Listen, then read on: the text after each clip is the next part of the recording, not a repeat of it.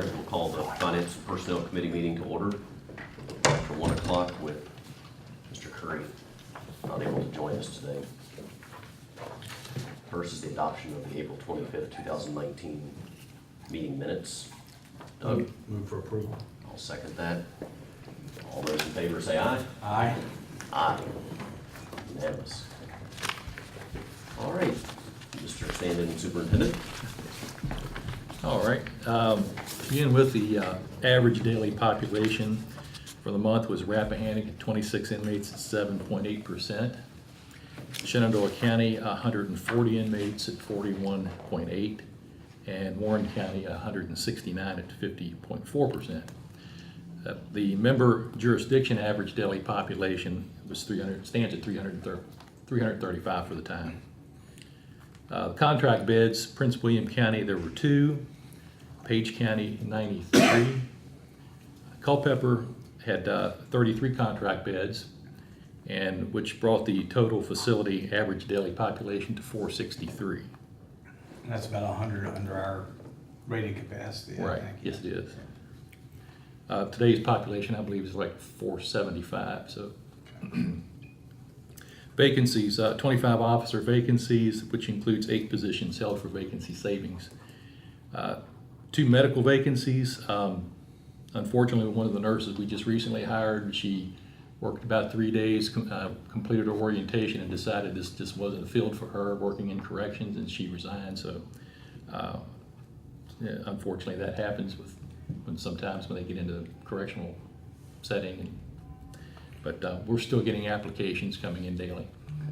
Do you have anybody in background? We have one we're looking at right now, yes.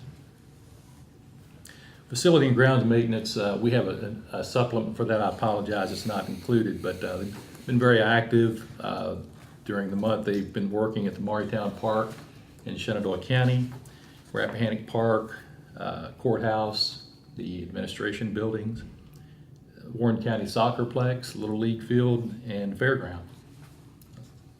It's that time of year again. Recruitment and retention, RSW will be participating in a job fair sponsored by the Shenandoah County Chamber of Commerce and hosted at the Newmarket Fire and Rescue Department, and that's on June 11th, 2019. On May 14th and 15th, RSW received 38 additional inmates from Culpeper County. Now, these were inmates that were transferred from Piedmont Regional Jail, and Culpeper had been notified that Piedmont was no longer going to hold them, so they had to have them moved out. And they wanted them relocated by May 19th. So to accommodate the additional inmates in the facility, we did open one of the other housing units that had not been in use. Saturday, May 18th, we participated with the 8th Annual Community Safety and Wellness Day hosted at the by the Woodstock Police Department. The fire truck pull is always a popular category, something they always look forward to. We lost this year by about approximately 1 second in REDC. And the money raised, we actually had raised the most money, and at Valley Health at the last minute had kind of upped the ante and edged us out. So they do that generally kind of just they'll have like a bidding at the end, and Valley Health usually does that. So it's a well-received event. And that's all I have. 38 beds from Culpeper County. That wasn't in the 33 you quoted earlier. No, So these are additional that right, occurred these are after additional. those facts. Where's Piedmont? It's Southern Virginia. It's Outside of Farmville. it's a long way. So Wow. they had, I think it was like a 3.5 hour trip to transport them here.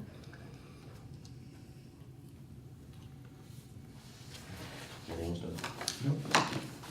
All right, Stephanie. $412,000 was received from the Compensation Board in April for the March 2019 salaries and benefits reimbursement, of which just under $80,000 was for vacancy savings.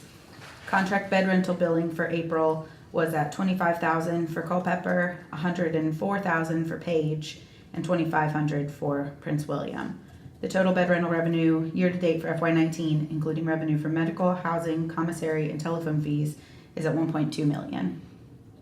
April marks 83% of the year, Expenditures are at 78% used and revenue is at 84% realized.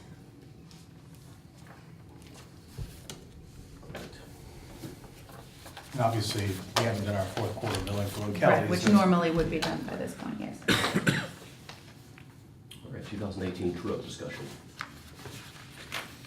So I think, we've talked about that considerably at our last meeting, and the information was presented in our last FNP. I think the goal is to be able to make a recommendation to the full authority board today. I know that both Davenport and our auditors have reviewed the information and agree with the numbers. Mhm. I think at the end of the day, I think it was comes down to decision on the credit, and part of that was holding off on the fourth quarter payment to look at if we apply that credit to the fourth quarter payment, what that does to our numbers. The other piece of that was Shenandoah, and really based on, I'd say, the approximately 6 to 7% increase in utilization of the facility over the last 3 fiscal years, that Shenandoah had a negative credit, or in essence, an amount owed at the end of 18 in the amount 275,118. As we discussed, and thank you for providing the additional numbers that we were able to look at the 19 budget, and it looks like we're going to run, because of the additional revenue that we really hadn't anticipated realized in the budget, we will have a significant surplus in FY19, assuming nothing goes too crazy over the months of May and June. That, in essence, if we carry forward, so as not to penalize Shenandoah and say, hey, we want you to come out of pocket for the additional 275, that we would recommend basically carrying forward that amount that's owed into the next fiscal year, and that with the anticipation that at the end of the day, whatever surplus that we would realize from the current year would more than make up the difference for that. In other words, the FY19 true-up should satisfy that deficit, and that's a cumulative deficit. That's for the correct. benefit. We're doing a cumulative deficit, basically a true-up of 3 years. If we'd done 4, it would have included the current year we're in, it would have wiped that amount out. So I think Gary and I talked, obviously, at the last meeting, but I think that's, I think maybe the best way to handle that, and probably have the least budget impact on you guys. So I would make the motion that we go ahead and try to, let's get back, let's go ahead and complete the true up as outlined in the spreadsheet that was put together. Let's go ahead and credit Rappahannock and Warren for the amounts owed, and let's carry forward and the amounts owed to those jurisdictions. Let's carry forward the 275,118 that Shenandoah owes into the next fiscal year. So I make that in the form of the motion. And just to clarify, does it make any sense to put those numbers in the motion? So just Okay, for so- the minutes, we've got what the numbers are. No problem. So the Rappahannock County will be given a credit of 145,313. Shenandoah would owe 275,118, and Warren would be given a credit of 1,727,338. When you apply those credits versus what's owed for the fourth quarter, Rappahannock would still be owed a check for $22,250, and Warren a check for $638,913 minus their credit in the fourth quarter. I'll second the motion.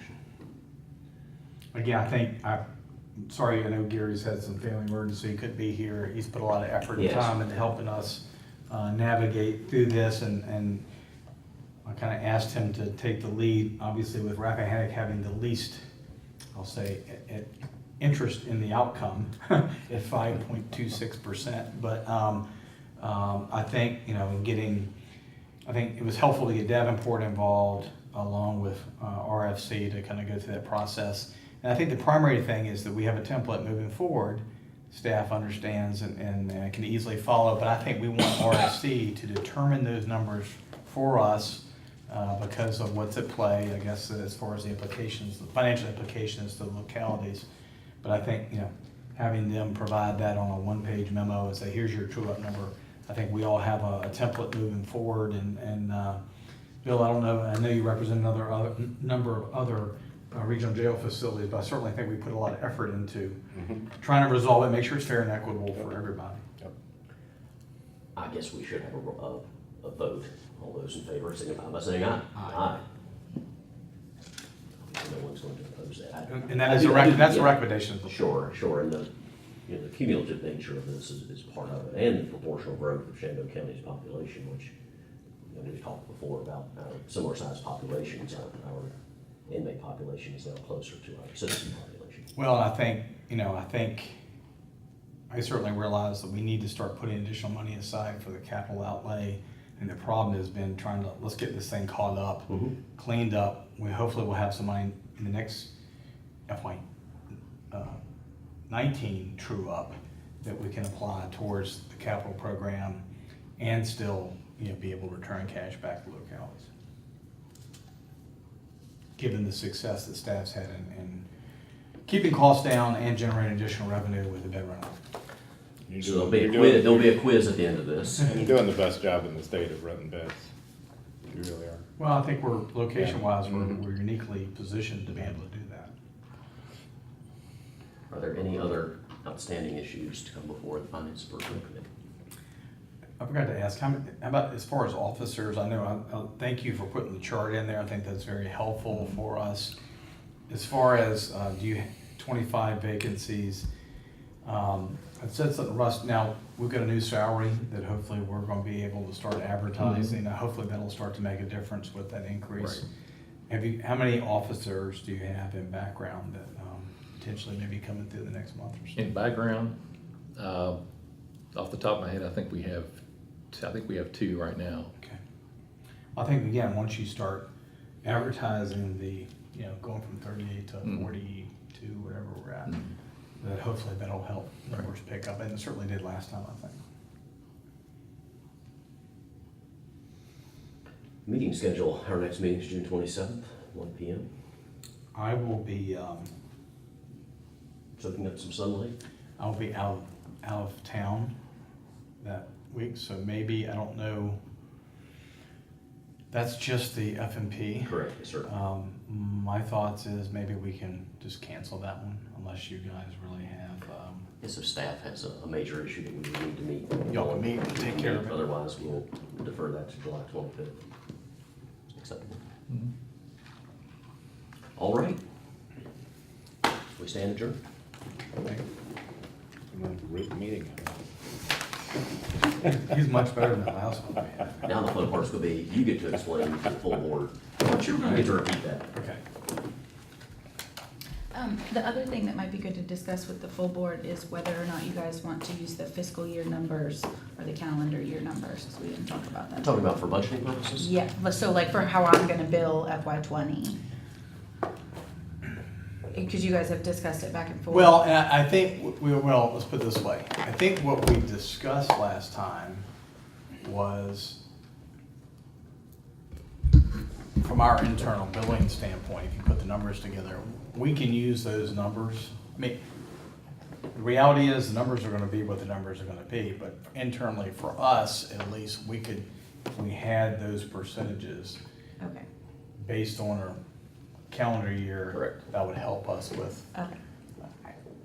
I think, as long as we know what the best number we have to budget with, Absolutely.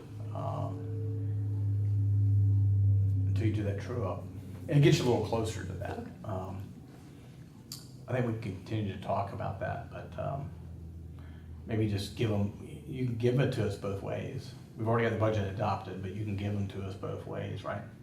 And say, here it is based on the rolling 3-year average. Right, I sent that with the information that I sent out last month. I was just curious. I didn't know if you guys were doing that just internally or if that billing. I think we line talk about that was- both ways, I Okay, think, but right. doing it internally, Yeah. that's, Okay, it's just, I think And ultimately, for example, I haven't been budgeting in Warren what you've budgeted for us. I've underaccounted based on where our numbers were and what we anticipated.